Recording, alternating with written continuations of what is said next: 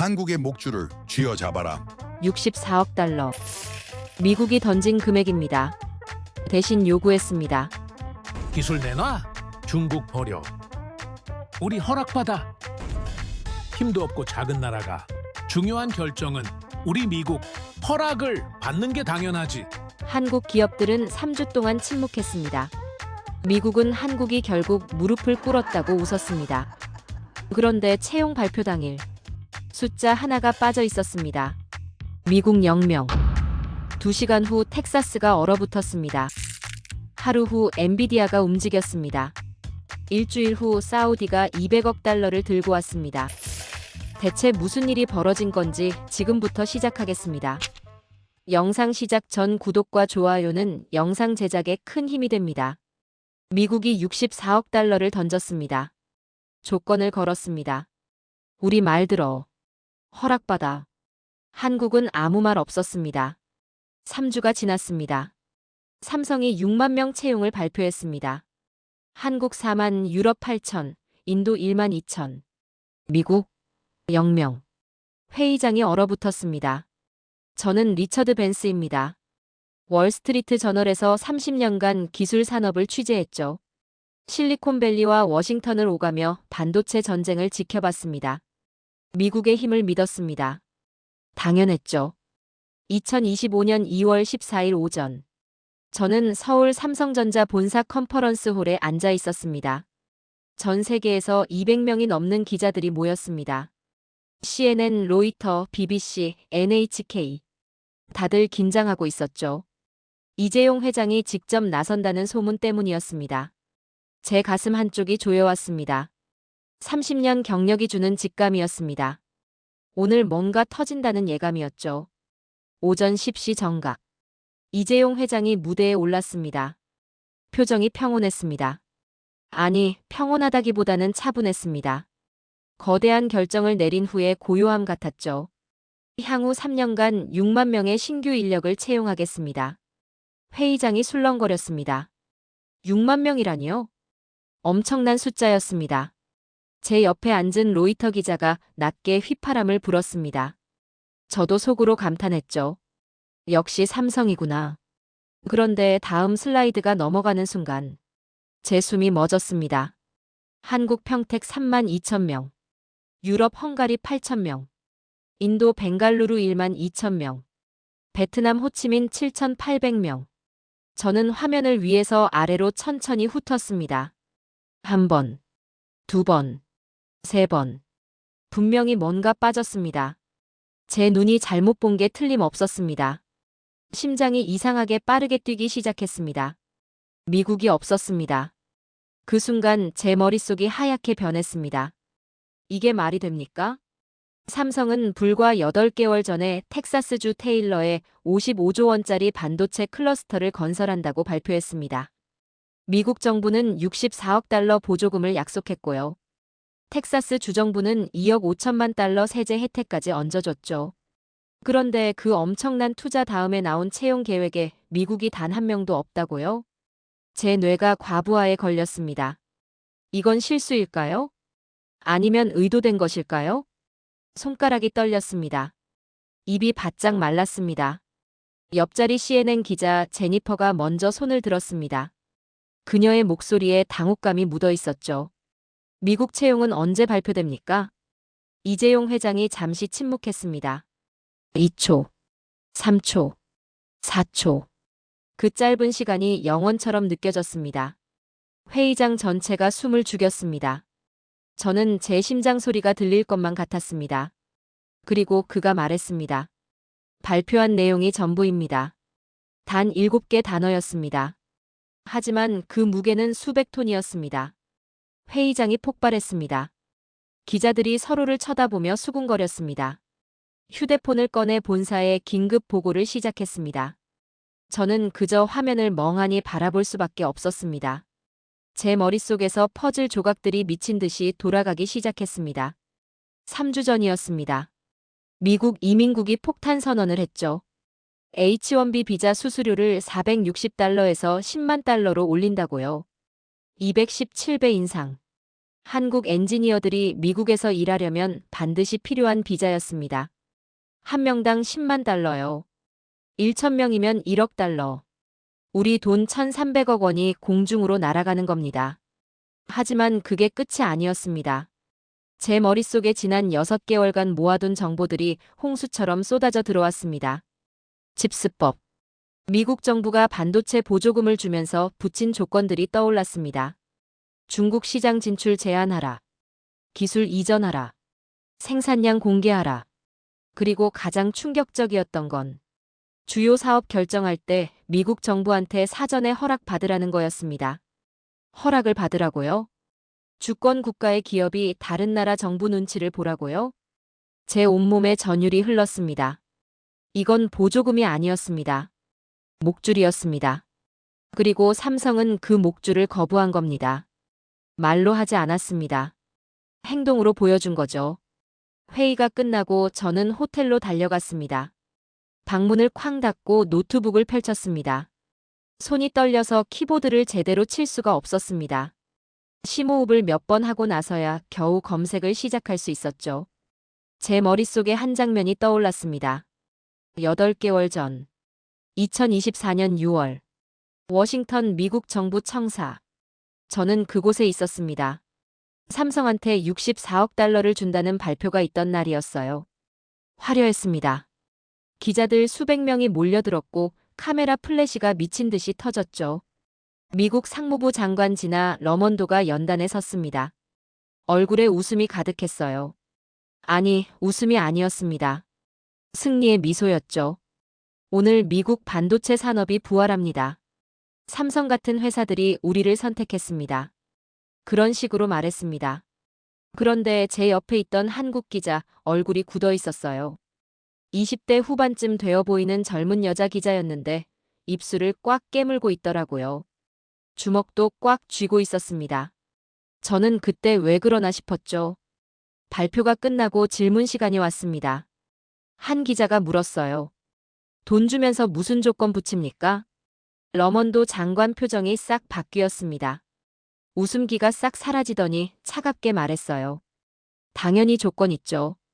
우리 세금 들어가는데 공짜로 줄 것 같아요? 그 말투요. 제가 30년 기자 생활하면서 느낀 건데 그건 동등한 사람한테 하는 말투가 아니었어요. 주인이 개한테 먹이 던져주면서 하는 말투였습니다. 그리고 조건들이 쏟아지기 시작했습니다. 첫 번째, 중국에 공장 더 짓지 마. 두 번째, 기술 우리한테 다 보여줘. 세 번째, 얼마 팔았는지 3개월마다 보고해. 네 번째, 중요한 거 결정할 때 우리한테 허락받아. 허락을 받으라고요? 저는 귀를 의심했습니다. 이게 무슨 소립니까? 삼성이 한국 회사인데 미국 정부 허락을 받아야 한다고요? 그날 저녁 저는 삼성 미국 지사 사람을 만났습니다. 워싱턴의 조용한 한식당이었죠. 40대 중반 엔지니어 출신이었어요. 그 사람 얼굴을 보는 순간 충격받았습니다. 완전히 지쳐 있었거든요. 눈 밑에 다크서클이 깊게 패여 있었고 손은 계속 떨리고 있었습니다. 그가 작게 말했어요. 우리를 동맹이라고 부르지 말았으면 좋겠어요. 동맹은 이렇게 안 합니다. 저는 물었습니다. 대체 무슨 일이 있었습니까? 그가 한숨을 푹 쉬었습니다. 그리고 털어놓기 시작했어요. 돈 준다고 해놓고 협상하면서 태도가 완전히 바뀌었습니다. 처음엔 파트너라고 하더니 나중엔 완전히 명령조로 바뀌었어요. 그러다가 결정타가 날아왔답니다. 어느 날 회의 중에 미국 담당자 한 명이 이렇게 말했대요. 작은 나라 회사들이 미국에서 돈 벌고 싶으면 우리 말 들어야죠. 작은 나라라고요? 그 말 듣는 순간 제 머리가 쭈뼛했습니다. 저는 미국 사람입니다. 하지만 그 순간만큼은 정말 부끄러웠어요. 그 삼성 직원 눈빛을 잊을 수가 없습니다. 분노와 수치심이 뒤섞여 있었어요. 주먹을 꽉 쥐고 있었는데 손등 핏줄이 터질 것처럼 파랗게 튀어나와 있었습니다. 하지만 그는 참았답니다. 말 못하고 안 했대요. 회의 끝나고 화장실 들어가서 찬물로 얼굴 씻었대요. 거울 보면서 스스로한테 말했답니다. 참자. 지금은 참자. 저는 그날 밤 잠을 못 잤습니다. 그리고 2달 후 더 가혹한 일이 터졌습니다. 2024년 8월. 미국이 한국 사람들 미국 와서 일하는 비자 값을 올렸어요. 46만 원에서 1억 3천만 원으로요. 무려 217배 올린 겁니다. 말이 됩니까? 엔지니어 1명 보내는데 1억 3천만 원이요. 1,000명 보내면 1,300억 원이 공중으로 날아가는 겁니다. 저는 즉시 삼성 사람한테 전화했습니다. 한 관리자가 받았는데 목소리가 떨리고 있었어요. 이게 대체 뭐 하는 짓입니까? 이건 협력이 아니라 강도질입니다. 저는 물었습니다. 한국 본사는 뭐랍니까? 그가 잠시 말이 없었습니다. 그리고 조용히 말했어요. 본사는 아무 말도 안 해요. 그냥 조용히 뭔가 준비하고 있을 뿐이에요. 제 등에 소름이 쫙 돋았습니다. 조용히 뭔가 준비한다고요? 그리고 그달 삼성 내부에서 비밀 회의가 열렸다는 소문이 돌았습니다. 9월에는 더 심해졌습니다. 미국 정부가 또 발표를 했어요. 우리한테 돈 받은 회사는 앞으로 10년간 중국에서 장사 더 하지 마. 중국이 삼성 매출의 30%인데요. 중국 시장 포기하라는 겁니까? 그리고 10월에 마지막 한 방이 날아왔습니다. 미국 정부가 최종 규칙을 발표했어요. 우리한테 돈 받은 회사는 공장 짓거나 투자하거나 중요한 거 결정할 때 미국 정부한테 미리 보고하고 허락받아. 허락을 받으라고요? 이게 회사입니까? 식민지입니까? 저는 그날 밤 그 한국 여자 기자한테 전화했습니다. 그녀가 울먹이는 목소리로 말했어요. 우리 할아버지가 한국 전쟁 때 미군한테 초콜릿 받아먹고 살았대요. 그래서 평생 미국한테 고마워했대요. 근데 지금 이게 뭐예요? 70년 지났는데 우리 아직도 거지예요? 아직도 초콜릿 받아먹는 나라예요? 저는 한마디도 못했습니다. 뭐라고 위로해야 할지 몰랐어요. 그리고 삼성은 입을 다물었습니다. 항의도 없었고 기자회견도 없었고 아무 소리도 안 했습니다. 그저 조용했습니다. 너무 조용해서 소름 끼칠 정도였어요. 미국 사람들은 착각했습니다. 삼성이 굴복했다고 생각했어요. 작은 나라 회사가 결국 무릎 꿇었다고 믿었죠. 하지만 그게 아니었습니다. 삼성은 싸우지 않았어요. 말대꾸하지 않았어요. 그냥 조용히 짐을 쌌습니다. 제가 뒤늦게 발견한 건 삼성이 오늘 채용 계획과 함께 또 다른 발표를 했다는 겁니다. 평택 캠퍼스에 25조 원을 추가 투자한다고요. 차세대 3나노 공정 라인을 만들고 AI 반도체 전용 시설을 짓는다고 했습니다. 25조 원이면 텍사스 투자의 거의 절반입니다. 제 등줄기를 차가운 무언가가 타고 올라갔습니다. 이건 우연이 아니었습니다. 삼성은 이미 몇 달 전부터 계획하고 있었던 겁니다. 미국이 압박하는 동안 조용히 한국 중심으로 체제를 재편하고 있었던 거죠. 저는 창밖을 바라봤습니다. 서울의 야경이 눈부시게 빛나고 있었습니다. 30년 기자 생활을 하면서 이런 감정은 처음이었습니다. 충격도 아니고 놀라움도 아니었습니다. 이건 경외감이었습니다. 삼성은 싸우지 않았습니다. 항변하지도 않았습니다. 그저 조용히 자기 길을 걸었을 뿐이었습니다. 그리고 저는 그 순간 알았습니다. 이 이야기는 이제 시작일 뿐이라는 것을요. 삼성 발표가 나간 지 2시간 만에 미국이 발칵 뒤집혔습니다. 텍사스주 테일러시 경제개발청장 사라 밀러가 긴급 회의를 소집했어요. 얼굴이 새하얗게 질려 있었습니다. 당연하죠.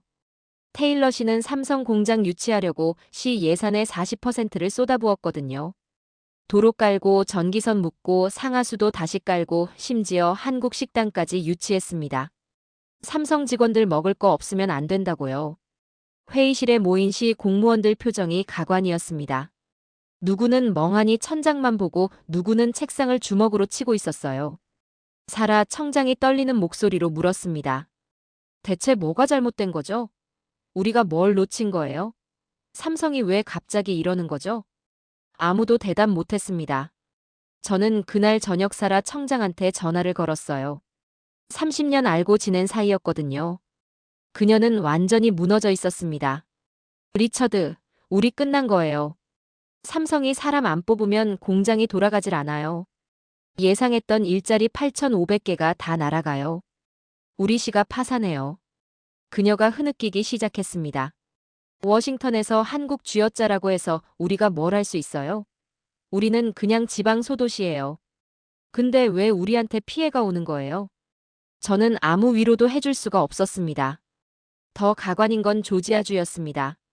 애틀랜타에서 현대자동차랑 LG가 합작으로 54억 달러, 우리 돈 7조 원짜리 배터리 공장을 짓고 있었거든요. 그런데 갑자기 이상한 일들이 벌어지기 시작했어요. 4월에 들어올 예정이던 장비 반입이 연기됐습니다. 한국에서 파견 나온 엔지니어들이 조기 귀국한다는 소문이 돌았어요. 조지아 주지사가 발칵 뒤집혔죠. 급하게 현대 LG 책임자들 불렀습니다. 하지만 한국 기업들은 딱 잘라 말했어요. 본사 지시입니다. 우리도 어쩔 수 없어요. 주지사가 화를 냈습니다. 계약 위반 아니냐고. 소송 걸겠다. 그러자 한국 측 변호사가 차분하게 서류를 내밀었습니다. 계약서 어디에도 채용 인원 명시 안 되어 있습니다. 공장은 짓습니다. 하지만 얼마나 사람을 뽑을지는 우리 자유입니다. 완벽한 법적 방어였습니다. 주지사는 할 말을 잃었습니다. 그리고 이틀 후 더 충격적인 소식이 들려왔어요. SK 하이닉스가 인디애나주에 계획했던 추가 투자를 재검토한다고 발표했습니다. 포스코도 엘라베마 제철소 확장 보류한다고 통보했어요. 한국 기업들이 줄줄이 미국을 빠져나가고 있었습니다. 아니, 빠져나간다는 표현도 틀렸어요. 그들은 떠나지 않았습니다. 그냥 더 이상 미국에 투자하지 않기로 한 거죠. 미국 언론들이 난리가 났습니다. CNN에서 긴급 토론회가 열렸어요. 왜 한국 기업들이 등을 돌립니까? 64억 달러나 줬는데 배은망덕하다. 한 앵커가 흥분해서 소리쳤습니다. 한국은 미국 덕분에 발전한 나라 아닙니까? 우리가 6.25 전쟁 때 목숨 걸고 지켜줬잖아요. 근데 지금 이게 뭡니까? 저는 그 방송을 보면서 한숨이 나왔어요. 이 사람들은 정말 모릅니다. 70년 전 은혜를 갚으라고 요구하면서 지금 어떻게 대하고 있는지는 전혀 모르고 있어요. 반면에 한국은 너무 조용했습니다. 삼성은 단 한 줄 보도자료만 냈어요. 글로벌 최적화된 생산체계 구축. 해시태그 5장. 현대차도 LG도 SK도 마찬가지였어요. 설명 없었습니다. 해명도 없었고요. 그냥 묵묵히 자기 일만 했습니다. 이 침묵이 더 무서웠어요. 같은 시각 7,000km 떨어진 유럽에서는 완전히 다른 풍경이 펼쳐지고 있었습니다. 헝가리 부다페스트. 오르반 총리가 기자회견을 열었어요. 그의 얼굴에는 환한 미소가 가득했습니다. 한국은 헝가리의 가장 중요한 기술 파트너입니다. 우리는 그들을 위해 최상의 조건을 제공할 것입니다. 그리고 조건들을 발표하기 시작했어요. 데브레첸 산업단지 200만 평 무상 제공. 100년간. 법인세 15년간 전액 면제. 고속철도 직접 연결. 기술인력 양성 전문학교 설립비는 정부가 부담. 헝가리 투자청장이 더 구체적으로 설명했어요. 미국은 조건 걸고 돈 줍니다. 우리는 신뢰를 바탕으로 파트너십을 제안합니다. 차이는 명확합니다. 신뢰. 그 단어가 제 가슴을 찔렀습니다. 그렇습니다. 미국은 신뢰를 버렸어요. 동맹을 의심하고 감시하고 통제하려 했습니다. 반면 헝가리는 신뢰를 선택했어요. 발표 직후 LG에너지솔루션 권영수 사장이 부다페스트에 전격 방문했습니다. 공식 일정은 시장 조사였지만 다들 알았어요. 조지아 대신 헝가리를 검토하는 거라고요. 체코도 움직였습니다. 현대차 정재훈 사장이 프라하를 방문했어요. 체코 정부는 전기차 수소차 전체 생산 라인 유치를 제안했습니다. 체코 산업부 장관이 기자들한테 말했어요. 현대차는 우리에게 기술을 가르쳐주는 선생님입니다. 우리는 배우고 성장하는 학생입니다. 이런 관계에서 누가 누구를 의심하겠습니까? 선생님과 학생. 미국은 한국을 작은 나라라고 무시했습니다. 하지만 유럽은 한국을 선생님이라고 불렀어요.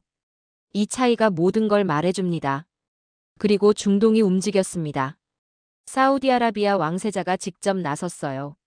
네옴시티 첨단 산업단지를 한국과 공동 개발하자고 제안했습니다. 규모가 얼마냐고요? 200억 달러. 우리 돈 26조 원이었습니다. 반도체, 배터리, 수소 기술 전 분야를 아우르는 거대 프로젝트였어요. 사우디 투자부 장관이 기자회견에서 말했습니다. 한국은 약속을 지키는 나라입니다. 50년 전 우리 사막에서 피 흘리며 일했던 한국인들을 우리는 잊지 않았습니다. 이제 우리가 보답할 차례입니다. 50년 전 이야기가 나오자 제 가슴이 뭉클해졌습니다. 1970년대 한국 건설 노동자들이 중동 사막에서 땀 흘리던 그 시절 말이에요. 섭씨 50도 넘는 더위 속에서 목숨 걸고 일했던 그 사람들이요. 사우디는 그걸 기억하고 있었습니다. UAE도 바로 뒤따라 두바이의 테크시티 코리아를 만들자고 제안했습니다. 한국 기업들의 중동 진출 교두보 역할을 하겠다는 거였죠. 독일 총리가 직접 전화를 걸어왔어요. 한국 대통령한테요. 자동차 기술 협력을 확대하자고 독일의 정밀 제조 기술을 공유하겠다고 제안했습니다. 프랑스도 손을 들었어요. 원전 기술 협력하자고 아프리카 시장 같이 개척하자고 난리였습니다. 딱 한 달 만에 세상이 뒤집혔습니다. 미국이 한국을 압박하던 그 시간 동안 전 세계가 한국한테 줄을 서기 시작한 거예요. CNN의 파리드 자카리아가 자기 프로그램에서 말했습니다. 미국은 한국을 통제하려 했지만 한국은 선택권을 가지고 있었습니다. 기술력이 곧 협상력이라는 것을 한국이 증명하고 있습니다. 미국 정치권이 움직이기 시작했습니다. 공화당 상원의원 데이비드 퍼듀가 성명을 냈어요. 연방정부의 일관성 없는 정책이 동맹국 기업들을 내쫓고 있다. 보조금 주면서 목줄 채우려고 하니까 다들 도망가는 겁니다. 민주당도 마찬가지였어요. 한 의원이 청문회를 요구했습니다. 상무부 장관 러먼도를 불러서 따지겠다고 했죠. 하지만 정작 러먼도는 꿈쩍도 안 했습니다. 기자회견에서 딱 한마디만 했어요. 우리는 미국 이익을 최우선으로 합니다. 그 말 듣는 순간 저는 확신했습니다. 이 사람들은 끝까지 모를 거라고요. 자기들이 뭘 잘못했는지, 왜 한국이 등을 돌렸는지 절대 이해 못할 거라고요. 워싱턴 관계자들은 여전히 자신만만했습니다. 한 고위 관료가 익명으로 말했어요. 한국 기업들이 곧 돌아올 겁니다. 미국 시장 없이는 못 살아요. 하지만 틀렸습니다. 한국은 이미 미국 없이도 살 수 있는 길을 만들고 있었어요. 텍사스 주지사 그렉 에벗이 급하게 삼성 미국 법인 사장한테 화상회의를 요청했어요. 추가 인센티브를 제안하겠다고 했죠. 하삼성은 명확한 답을 주지 않았습니다. 지만 검토하겠습니다. 그 말만 반복했어요. 회의 끝나고 주지사 얼굴이 새파래졌다고 합니다. 입장이 완전히 뒤바뀐 겁니다. 한 달 전만 해도 삼성이 조심스럽게 미국 눈치를 봤어요. 하지만 이제는 미국이 삼성 눈치를 보고 있었습니다. 그리고 가장 치명적인 소식이 날아왔습니다. 중국이 움직인 겁니다. 중국 정부가 발표했어요. 한국과 반도체 협력 강화하겠다. 정치는 정치고 기술은 기술이다. 미국이 가장 두려워하던 일이 벌어진 겁니다. 워싱턴이 완전히 패닉에 빠졌어요. 한 고위 관료가 익명으로 언론에 털어놨습니다. 우리가 한국을 중국 쪽으로 밀어버렸어요. 최악의 시나리오예요. 맞아요. 최악이었습니다. 미국이 한국을 압박해서 얻은 게 뭡니까? 아무것도 없었어요. 오히려 한국을 잃었고 기술 패권도 흔들리고 동맹도 금이 갔습니다. 모두가 말로 싸우는 동안 한국 기업들은 계속 침묵했습니다. 그리고 저는 깨달았습니다. 이 싸움은 말싸움이 아니라는 걸요. 생산과 공급망의 전쟁이라는 걸요. 경기도 평택. 새벽 5시였습니다. 거대한 크레인들이 움직이기 시작했어요. 삼성전자 평택 공장 확장 공사 현장이었습니다. 얼마나 크냐고요? 축구장 300개 크기였습니다. 여기에 쏟아붓는 돈이 25조 원이에요. 현장 책임자 박성민 상무가 새벽 회의에서 작업자들한테 소리쳤습니다. 우리가 지금 짓는 게 뭔지 아십니까? 공장 아닙니다. 자존심입니다. 미국 놈들이 우리 무시했죠?